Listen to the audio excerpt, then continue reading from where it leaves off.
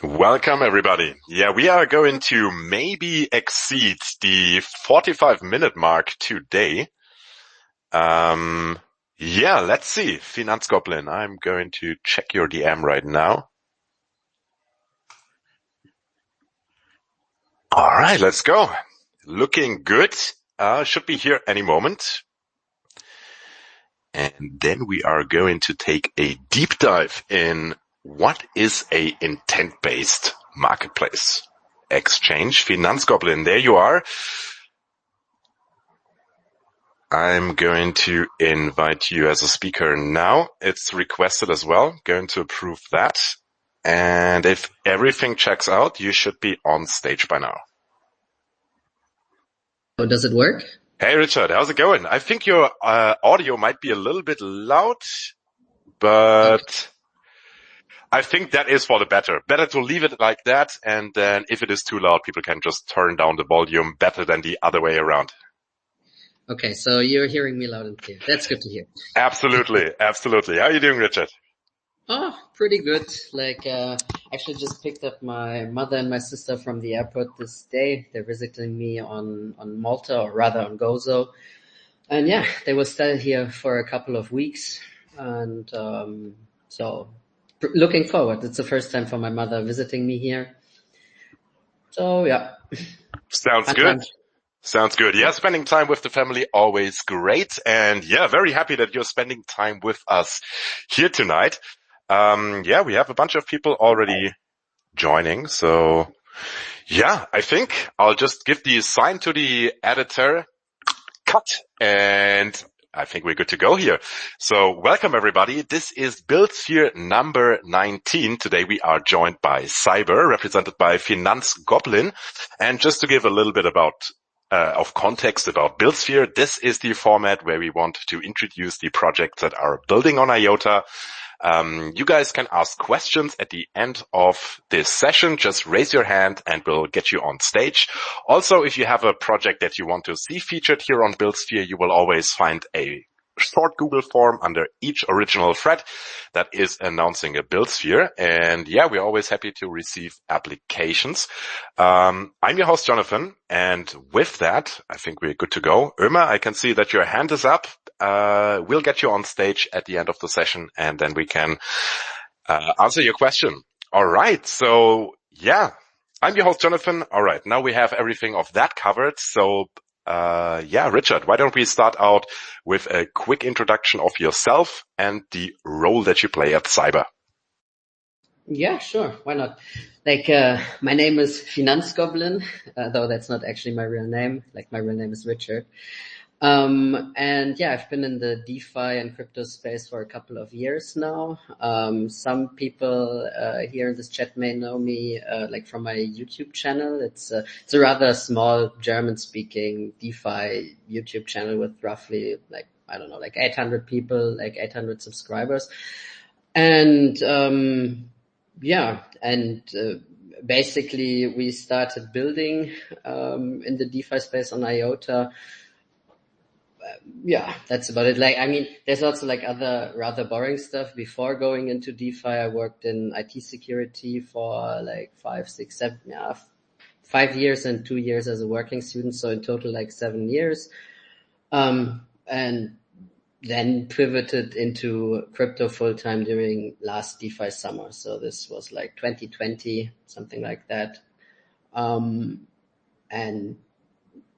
Basically last year we started building our perpetuals exchange, which then started out as Cybar, we started on a hackathon, probably quite the typical story. We pivoted 10 trillion times since then, but I think right now we have somewhat of a we've reached quite a good state. At least I feel like that. Yeah. Awesome. Yeah, I think it really shows that you have been spending a day or two in DeFi, because this is some big brain stuff that we are going to talk about. But before we get into the meat and potatoes here, let's talk a little bit about the journey of Cybar. It is not as new of a player as some might assume. So I think giving some context here would be awesome. So if you can talk a little bit of the journey, that would be awesome. I mean, yeah, I mean, the journey started out, as I said, like quite typical. We started out at hackathon, which we attended, which was organized by Tsunami, also like um, yeah, let's say like a Web 2.5, kind of accelerator. So, and yeah, it was kind of a spontaneous thing. And I mean, it worked quite well. We thought that we could work quite well together. And then Peppy came into life, basically, which was the first iteration of Cybar. And back then we basically started with a typical, let's say, with a typical GMX style model.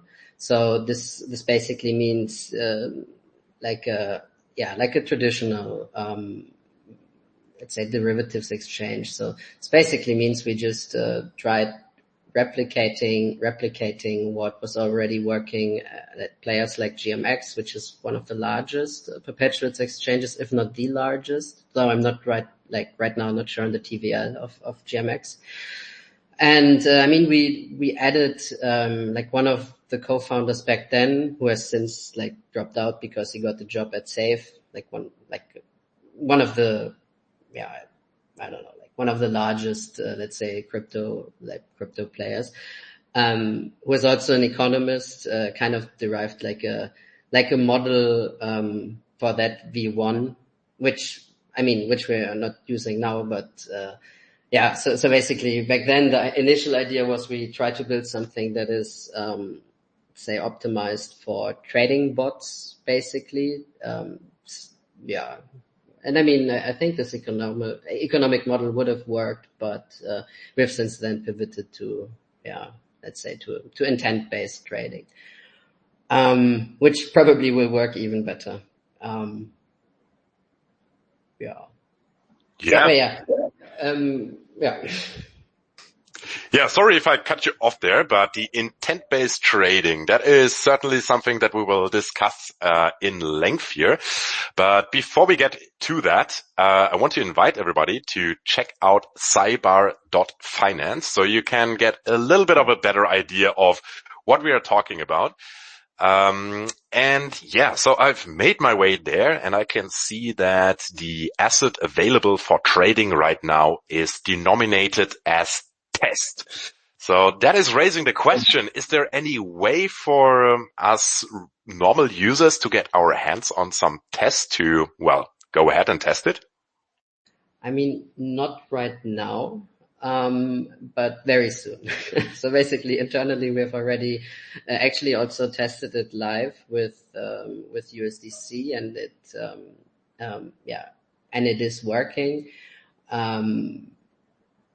Yeah, but like you will be able to test it out soon. Like also, if you go to the website right now, just like guys, just beware, this is still at an alpha stage. We're not live yet. And also like the web page that you see right now is, like 15 commits behind. Like, everyone is basically developing on their own branch, and we haven't merged it yet. Like, basically like that. But yeah, like, I think rather soon, like definitely in Q3, we will be ready to, Q4, we will be able to launch. I always want to say 2 weeks, though, there always seems to be like another, let's say, front end thingy, coming up, and then you have to fix it, and then something breaks and stuff like that. But it's mostly about cosmetics now. Yeah, it's mostly about cosmetics now. So there's there's some backlog that we have, but yeah, it looks actually quite good. Also, if you guys are looking at the webpage from your mobile phone, this is not mobile optimized yet, so it looks like kind of weird. So for now, it's just the desktop version. Yeah. Yeah, sounds good. I mean, are there really leverage traders using phones out there? That would surprise me quite honestly, but yeah, we wish them all the best, of course, when the UI goes live. Yeah, sounds good.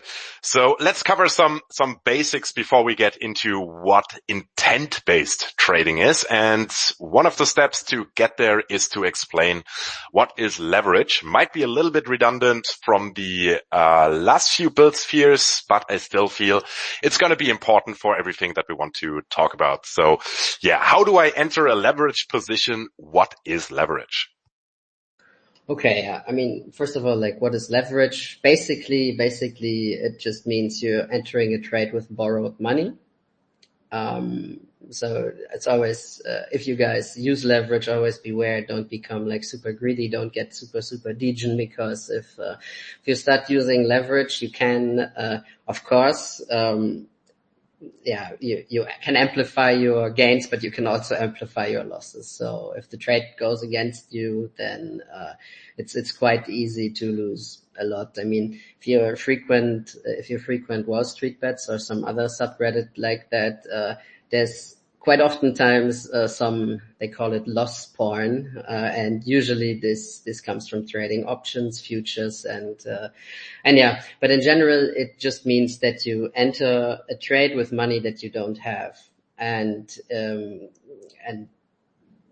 yeah, and so this basically goes in both directions. So if you're right, you amplify your gains. If you're wrong, you amplify your losses. And what was the second part of the question? Like, after what is leverage? Yeah, basically adding to that, how do I enter a leverage position? So let's say I'm using 3x. How does that play out? Okay, so basically the only thing that you need to do when you let's say you want to enter leverage position with $50 and you want to go like on a 3x leverage, you would actually just put like the $50 there and would borrow the other like $100 to to execute the trade. And then you would basically post your collateral. You would also like to this would be kind of your intent. Your intent is to go 3x on whatever IOTA. You would put like the $50 in collateral, and then you would buy you would buy like the spot position with 3x leverage. So then, and this way you would have basically the three times the exposure to like the initial $50 that you put. And, Yeah, perfect. I think that is serving us well as an explanation here. That is also a great segue to the next question, and that is, what is intent-based trading? And maybe we can draw a comparison to how that looks like compared to posting an order to an order book exchange.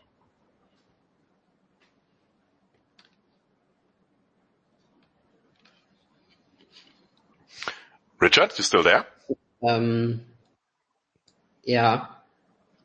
Sorry, should I repeat the question? Ja, nochmal bitte. Yeah. So, what is intent-based trading? You've already been alluding to that in the previous answer. So, yeah, I'm wondering how that compares to, let's say, posting an order to an order book exchange.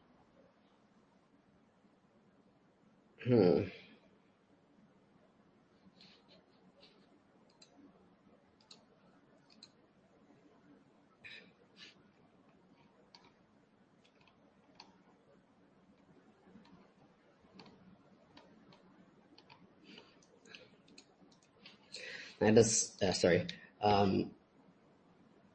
The thing is that there's like a market for the quotes that is kind of independent from the market makers. So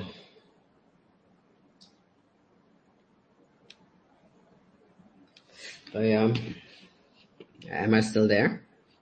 Yeah, we can hear you. Okay. Mm-hmm.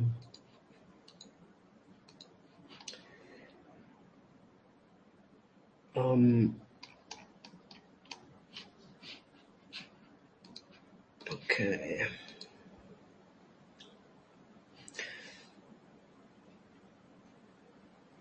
Okay.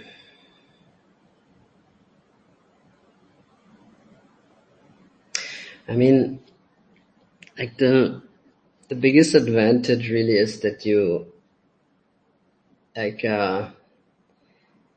you don't really need to have the assets.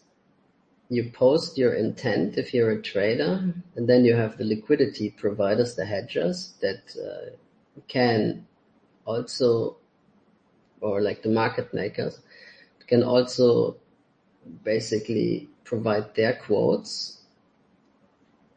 And then those things get automatically cleared, basically. The cool thing is that the different liquidity providers or market makers are basically in the competition with one another. So, yeah. To help my understanding here, so basically I would issue an intent. I want to buy IOTA at the cheapest price. Mm-hmm. And that is basically what the hedgers are competing over then, right? Would that be fair to say? My intent is to buy IOTA at the cheapest price. Exactly. And yeah, then the hedgers come into play. If you can explain a little bit what role they fill, or also like they are called, of course, hedgers because of hedging, I would assume. Yeah, if you could tell us a little bit about their job in the Cybar platform. What is a hedger? Why are they called like that? Mm-hmm. Yeah, in the end, they're just like a typical, let's say, liquidity provider. However, those are like more like a market maker, like a typical market maker. Yeah, and they are called hedger because they usually take on the counterparty risk. Yeah, and so basically their role is if you for example, I don't know, you position yourself, you take a leveraged call, like a leveraged call, like a long on IOTA, for example. By the way, you never have like the real assets there. This is all just derivatives on a stable coin. So there's only like, for example, real USDC, or like if we choose to integrate another diamond, like I don't know, like another stable coin, then also this, but it's mostly just USDC. And so basically when you enter a trade, like the trader has to post their collateral, for example, like the $50. And then also the hedger has to post their collateral. So the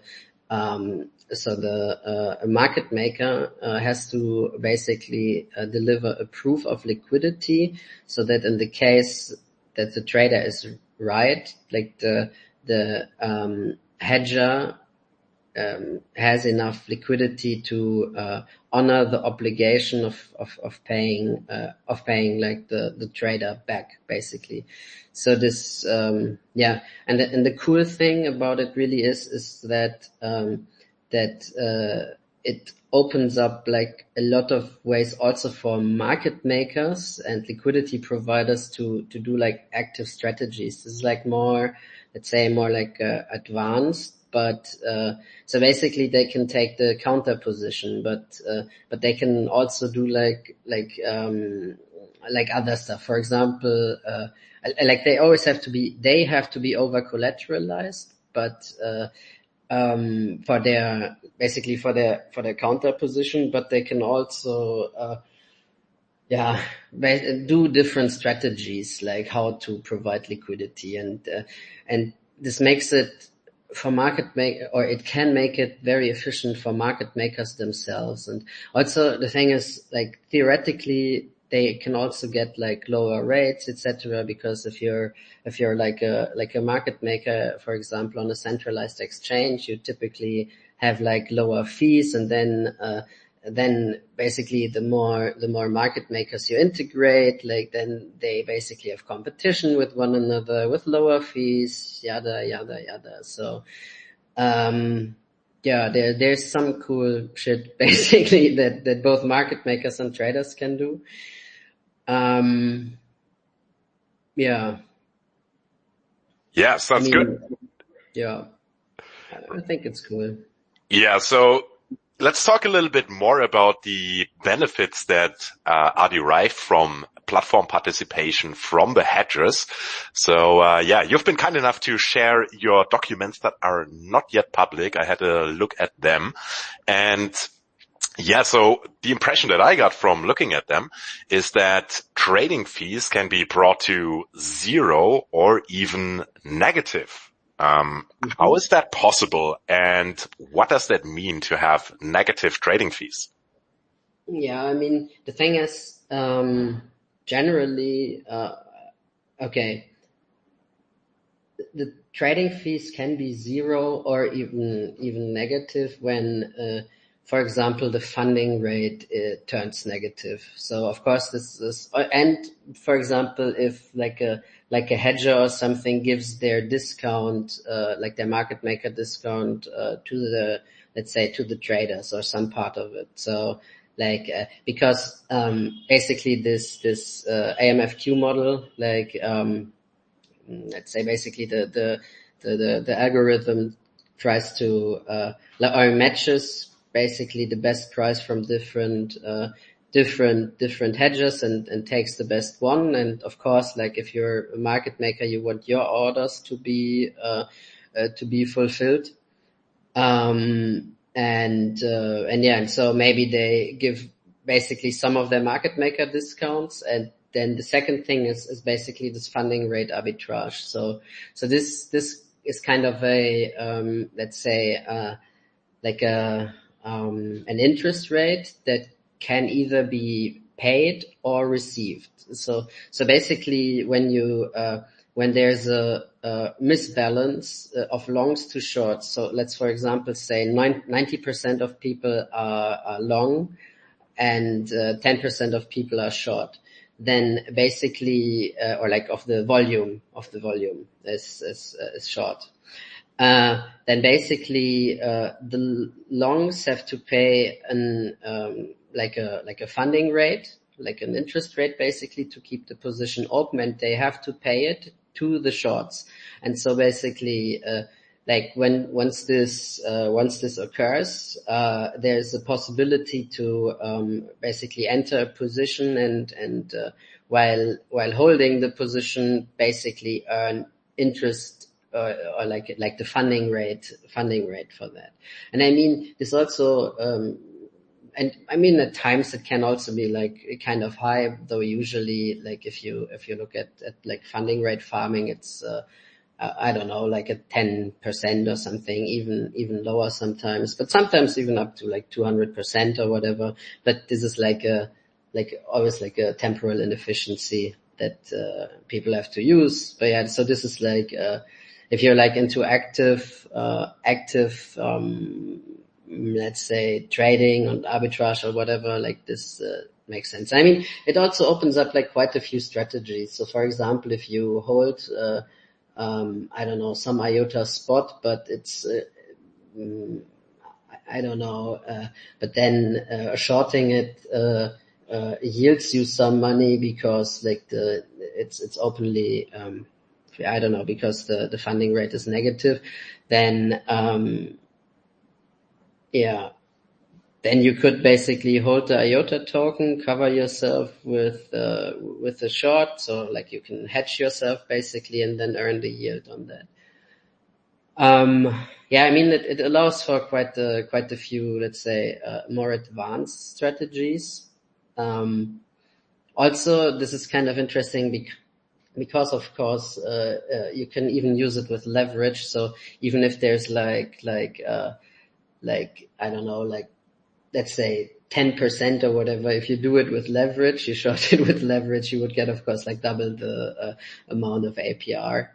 But of course, run the risk of liquidation. So it's always kind of a how do you say? You should always trade very carefully with leverage. Yeah. Absolutely. Yeah. Good word of advice here. It is tempting to play around with the leverage slider, but yeah, best it is kept in the first third, probably. Mm-hmm. Yeah, let's talk about the true leverage that has been mentioned in your documents. So from what I understand, basically this means that instead of having to over-collateralize a position, instead, Cybar is asking the hedges to continually post a required minimum amount of collateral. Yeah, can you break down what that means and what is the difference in the end? Yeah. So basically the thing is, if you look into a classical, let's say GMX style model, or even like an order book liquidity, like a centralized exchange model, like the liquidity providers and market makers always have to have like a huge amount of liquidity on, like most of the times on both sides, of the order book and or let's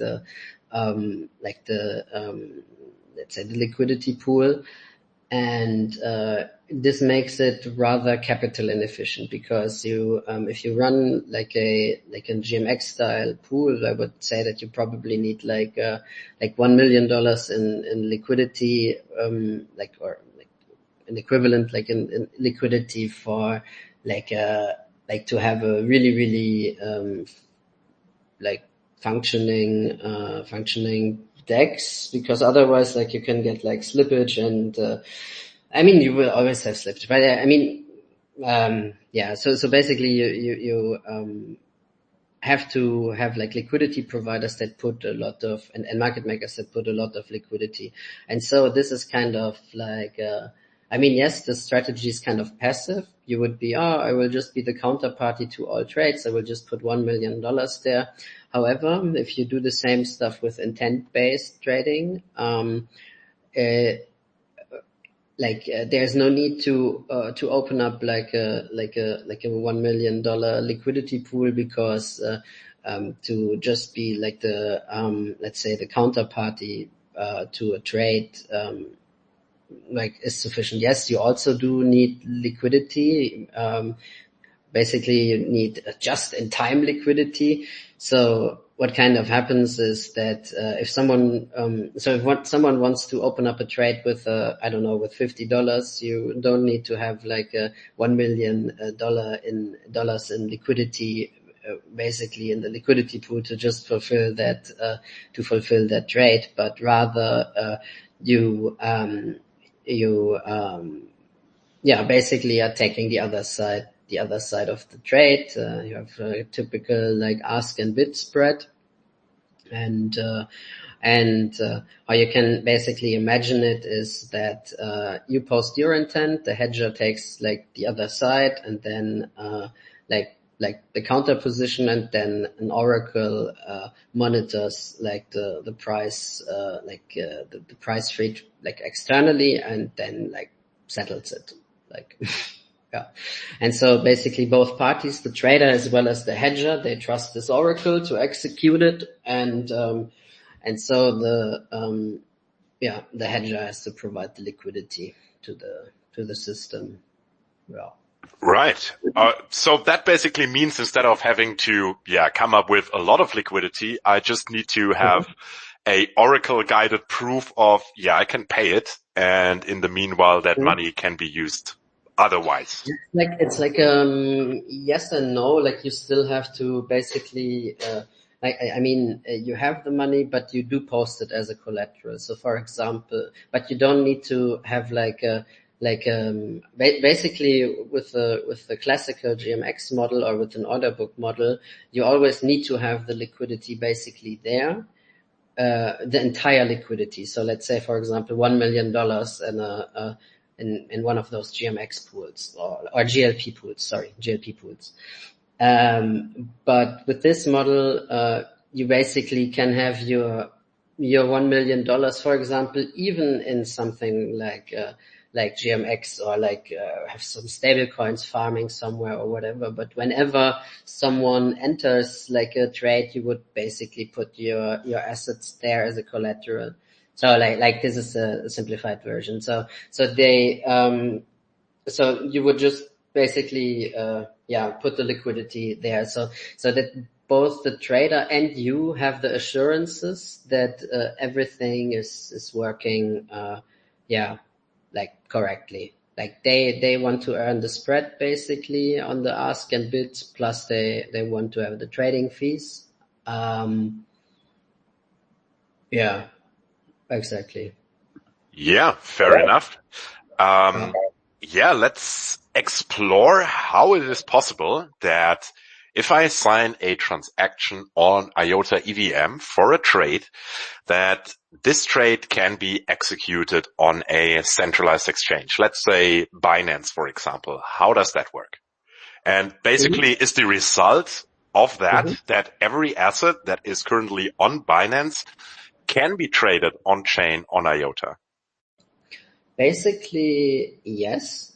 Like theoretically, it's also possible to add like any asset, oil, like stocks, whatever. But because all of those are like basically just derivatives. So it's not the real asset that you can get, but you can basically speculate on the price feed of it. So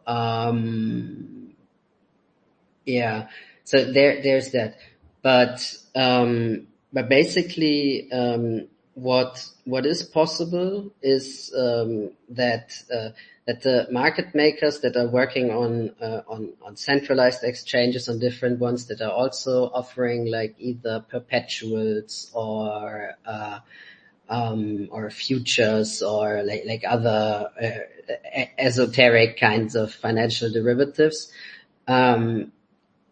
Basically that those market makers can also use it. So, and there's like kind of the difference. Like we cannot enforce like the market maker to follow a specific strategy. And this is actually like the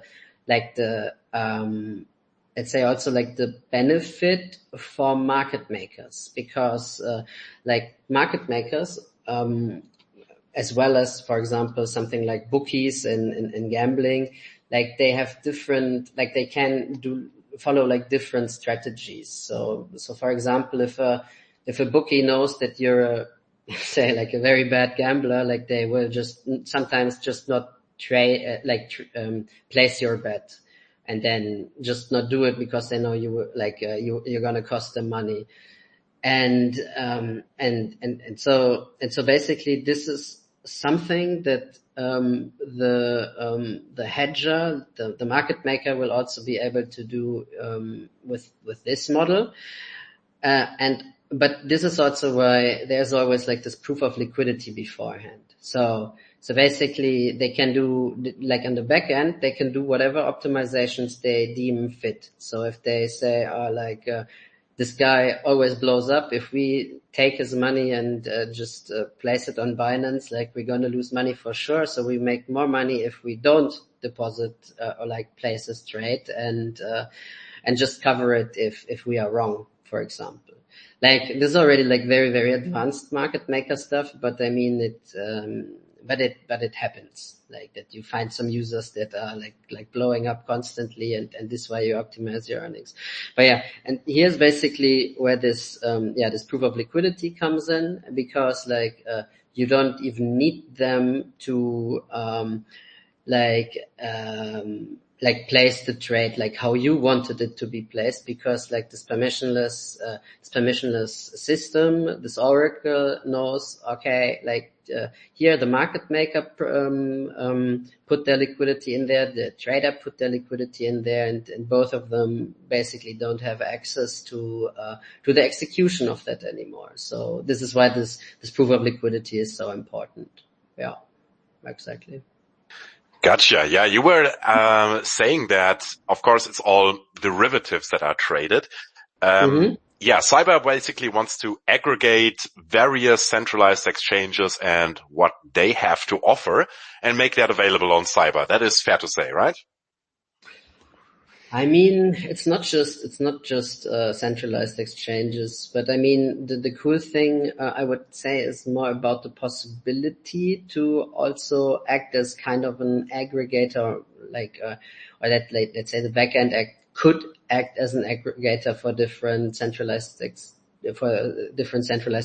but actually it's more about the market makers and like allowing them to use like any strategy that they want, but in a ways that they cannot game the system, kind of. So yeah, that's basically it. And so this of course means also, like, if you have some market makers that they of course they want to use centralized exchanges. They don't want to have like the slow execution time on Ethereum or whatever, but rather like the easy to use APIs that are instant from Binance or from Kraken or whatever. And basically that the entire thing is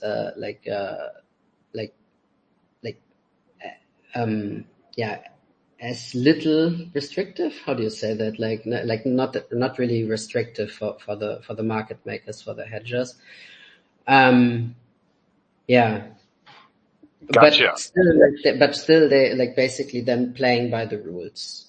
Right. So it's basically up to the market makers what assets, what markets they want to make available. Do you have any idea in which direction that is going initially, just to give us an idea of what will be available at the start and where you want to branch out to, or where do you see the market makers branch out to more precisely? This is something that I suddenly like. I mean, okay, first part.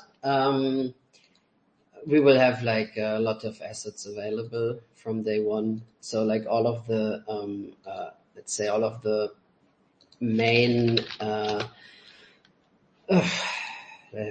do I say, like all of the main assets will be there, like Bitcoin, Ethereum for sure, and probably like 100 more. Let me actually just see, like, actually can you check it on the current version that is deployed? No, I'm not sure. No, but probably like 100 different assets, of course, also IOTA. But basically any of the, let's say, blue chips and even not so blue chips that are out there. So like whatever, like Bcash will be there, for example. That is what I love to hear. Oof, what a relief. Yeah, but I mean, of course, like IOTA, Bitcoin, Ethereum, like basically, if you look into the coin market cap, top 100, like almost all of them will be there.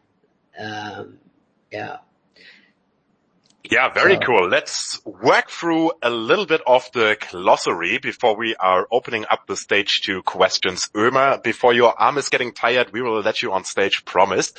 But so what is a AMFQ? Because that is what Cybar describes itself as. So what is that? What does that mean? Basically an automated market for quotes. This is just basically when there's just a mechanism that I described before. If you, for example, just post your intent to trade something, then this kind of like aggregation that, let's say, for example, we have like 100 market makers that are like offering their I mean, we don't have 100 market makers, but for example, if we had 100 market makers, liquidity providers, it would then basically compare all of the bids that they offer, and then it would take basically the best one out of those. So this and that's basically it. That you just compare like the different quotes and then take the best one. Right. So I want to buy IOTA as cheap as possible. One quote offered to me is 10 cents. The other is $10. Yeah, I'm going to pick and choose, of course, and take the best quote. That is basically what it refers to. Exactly, yeah. And so basically this is like the, this is also like kind of, basically like that. And it searches like then for the best quote. And this is also, why the system has more liquidity than you think, because like you have different market makers competing with one another. Also, they have like different discounts on different exchanges, and basically then you are able to tap into like the liquidity that specific market maker has. And this is also why it's so nice, because you can like theoretically and also practically tap into the liquidity of centralized exchanges as well. So like if they want to use that route, and still you have the benefits of DeFi, of because like the specific trade is over collateralized, that you will still get your share if you're right, basically, that they cannot rug you. Makes sense. So an AMFQ, an automated market for quotes, comes basically with the ability of pre-solving intents. Now I feel like that will need a little bit of more explanation here. What does it mean to have pre-solved intents, and how does that help the trader? This is basically what I just explained with the best price mechanism. Like a pre-solved intent is just like here, this is my price, and then looking for the cheapest one, and which route which market maker basically offers that one. So if you see, okay, it's like since Rasa Capital on Binance offers this price, like this bid basically, and then just take that. Makes perfect sense. Of course, a little bit of redundancy can never hurt. In this case, I think it's the first intent-based exchange coming to IOTA. So definitely a good thing to spend some time on what all of that means. All right. Let's get, I think we just lost Ömer on the last meters here. But anybody else that is having questions, then please raise your hand and we'll get you up on stage. While that invitation is lingering here, I'm wondering, like, how can we support Cybar as a community? Is there anything specifically that you would like to see the IOTA community push for? How can we support you at this stage? I mean, you use the platform when we go live. Maybe retweet this space. This would be pretty cool. I mean,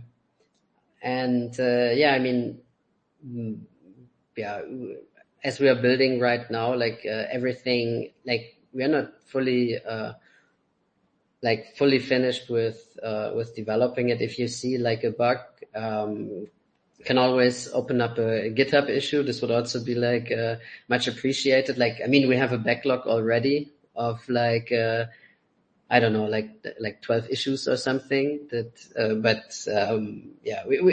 we're building right now. So everything right now is still at an alpha stage. So, but this would be much appreciated.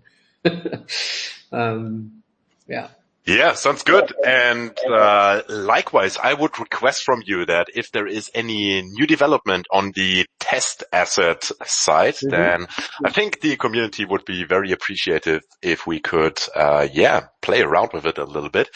That would be certainly great to see. Yeah, for sure. Commitment secured. Wonderful. So we have no questions raised so far. Let me check the comments here.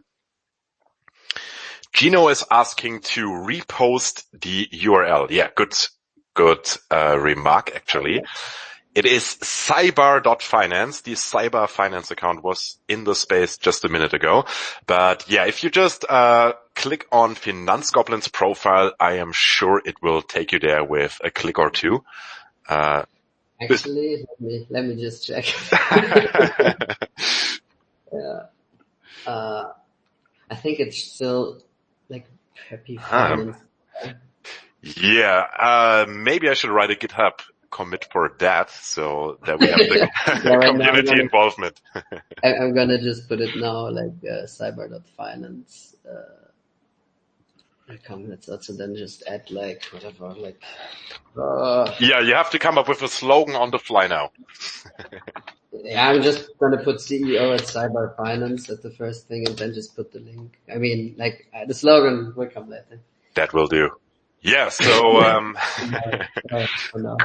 yeah, so this is how you find Cybar.finance. Yeah, and with that, I think we covered everything that I wanted to ask you. So thanks so much, Richard, for coming on. Any closing statement that you want to leave the community with?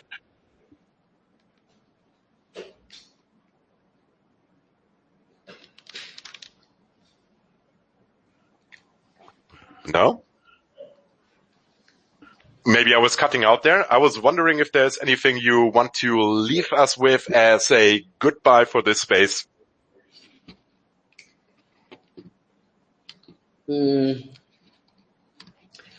kann noch mal so ein bisschen was zu der, I can talk about like the idea of Cybar actually. If you go on the website, it looks more like a point and click adventure.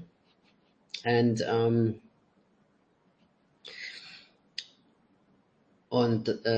like it's more like a point and click adventure from the 1990s. So basically you have like a lot of